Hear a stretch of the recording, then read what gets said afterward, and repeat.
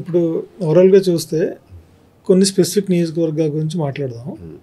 Specific నియోజకవర్గాల గురించి జనరల్గా అంటే మీరు నాకు ఫిగర్ చెప్పండి, రెస్పాన్స్ ఎలా ఉంది అక్కడ అనేది ఒకటి. అంటే కొన్ని నోటెడ్ ధర్మవరం కేతిరెడ్డి అంతకుముందే వైసీపీ గవర్నమెంట్లో రోజు ఇంటింటికి ఆయన తిరుగుతూ ఉన్నాడు, కానీ ఆయన ఓడిపోయాడు, చాలా సంతృప్తి వ్యక్తం చేశాడు. ఆ నియోజకవర్గంలో ఎలా అంటే కేతిరెడ్డి గారికి స్టేట్ ఇమేజ్ ఎక్కువ, లోకల్ ఇమేజ్ తక్కువ సార్. మీరు కేతిరెడ్డి వాళ్ళు గెలవాలని, లాంటి వాళ్ళు గెలవాలని టీడీపీ వాళ్ళు కూడా కోరుకుని చాలా మంది ఉంటారు. బట్ అదే నియోజకవర్గానికి వచ్చేసరికి ఎక్కడో ఆ మిస్ మ్యాచ్ అయింది దాని ఆ ఇమేజ్కి.